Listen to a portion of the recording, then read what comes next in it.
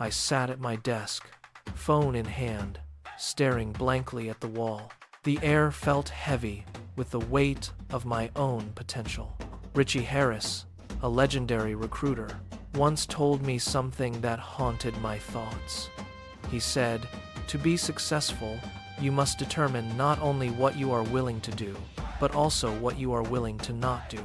I took a deep breath, thought, and prayed, and grabbed a notepad. It was time for a reckoning. It was time to audit my life. I scribbled 3 things down: small fees, dead-end friends, and scorpions. The small deals were the most deceptive. They were trying to anchor me in a shallow harbor, safe from the storms, but stagnant and going nowhere. I looked at that list and felt a sudden burst of clarity. I tore that page out with a sharp rip. I did not want the safety of the shore anymore.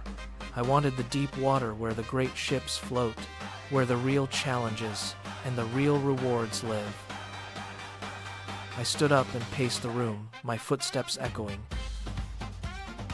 I thought of my old friends, the ones who called my boldest ideas just dreams, and told me to be realistic. I reached for my phone, scrolling through names that felt like anchors. One by one, I deleted the numbers of those who thrived on doubt.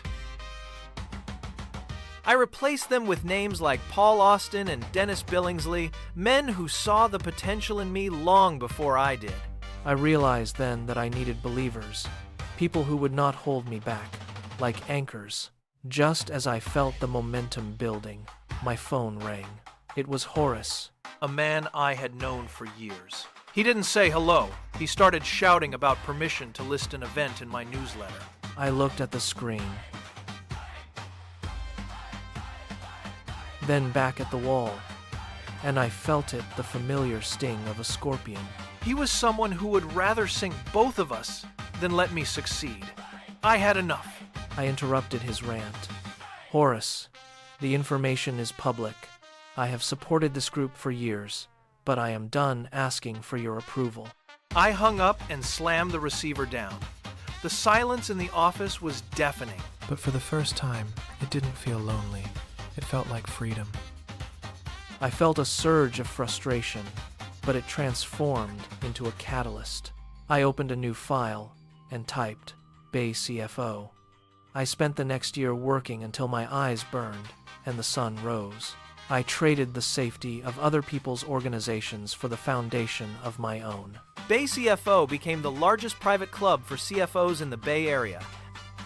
Over 500 members from giants like Clorox and Genentech. I proved that when you shed the dead weight and the doubters, you don't just stay afloat, you sail.